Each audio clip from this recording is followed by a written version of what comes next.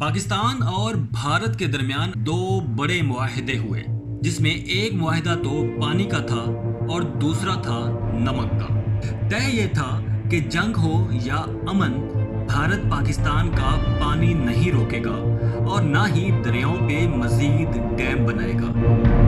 दूसरा मुआहदा भी कुछ ऐसा ही था कि पाकिस्तान जंग और अमन दोनों सूरतों में भारत को नमक की सप्लाई बंद नहीं करेगा। पहले मुआहदे का क्या अंजाम हुआ वो तो आप सबके सामने है कि भारत ने हमारा पानी रोका या नहीं।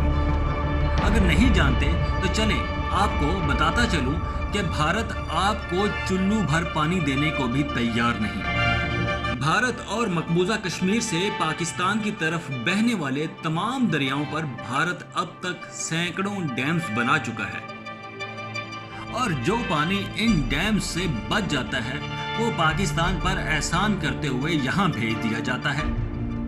ये तो था वो मुआहदा जिसको निभाने का पाबंद भारत था। अब बात करते हैं दूसरे मुआहदे की जिसका पाबंद पाकिस्तान था कि पाकिस्तान भारत को नमक की सप्लाई देता रहेगा।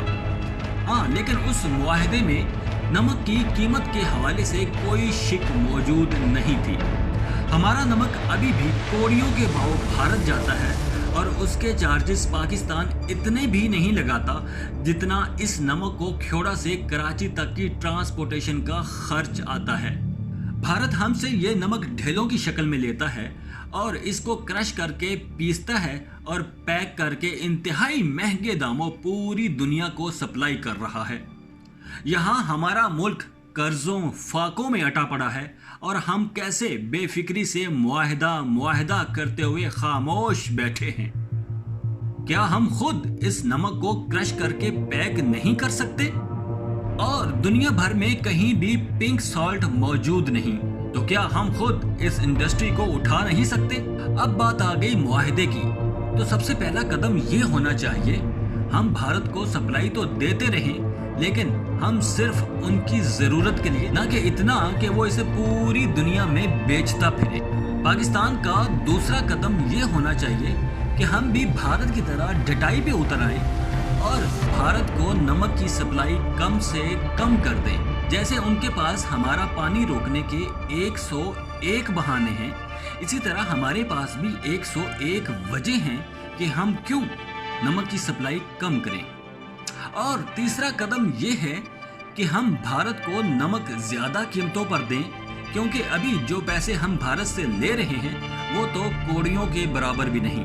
ये तो वो दौर नहीं कि हुक्मरानों तक रसाई ना हो, बल्कि अब तो एक मिनट में आप अपनी आवाज मुफ्त में करोड़ों लोगों तक पहुंचा सकते हैं।